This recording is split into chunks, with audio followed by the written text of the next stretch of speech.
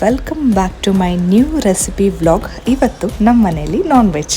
ನಾನು ಯಾವಾಗಲೂ veg recipe ಹಾಕ್ತೀನಿ ಅಂತ ಎಷ್ಟೊಂದು ಜನ ಕಮೆಂಟ್ ಮಾಡಿದರು, ನಾನ್ ವೆಜ್ ಏನಾದರೂ ಹಾಕಿ ಅಂತ. ಸೊ ಇವತ್ತು ಹೌದು, ಯಾಕೆಂದರೆ ನಾನು ಯಾವಾಗಲೂ ವೆಜ್ಜಲ್ಲಿ ತಿನ್ನೋದು. ಇದು ನಾನು ತಿನ್ನೋದಕ್ಕೋಸ್ಕರ ಅಲ್ಲ, ನಮ್ಮ ಫ್ಯಾಮಿಲಿಯವರೆಲ್ಲ ನಾನ್ ವೆಜ್ ತಿಂತಾರೆ. ಸೊ ಸಂಡೇ ಸ್ಪೆಷಲಾಗಿ ಪ್ರಾನ್ಸ್ ಬಿರಿಯಾನಿ ಮಾಡಿದರು. ಇದ್ರದ್ದೇನಾದರೂ ಫುಲ್ ರೆಸಿಪಿ ವ್ಲಾಗ್ ನೀಟಾಗಿ ಯಾವ ಥರ ಕ್ವಾಂಟಿಟಿ ಎಷ್ಟು ಹಾಕೋದು ಅನ್ನೋದು ಬೇಕಿದ್ದರೆ ಕಮೆಂಟ್ ಮಾಡಿ. ಪ್ರಾನ್ಸ್ ಬಿರಿಯಾನಿದು ಕಂಪ್ಲೀಟ್ ರೆಸಿಪಿನ ನಿಮಗೆ ವ್ಲಾಗಲ್ಲಿ ಹಾಕ್ತೀನಿ.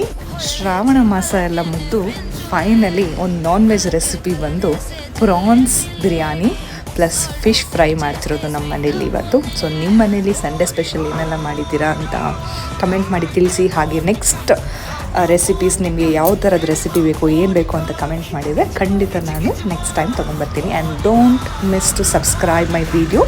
ಹಾಗೆ ಲೈಕ್ ಆ್ಯಂಡ್ ಕಮೆಂಟ್ ಮಾಡೋದಕ್ಕೆ ಮರಿಬೇಡಿ.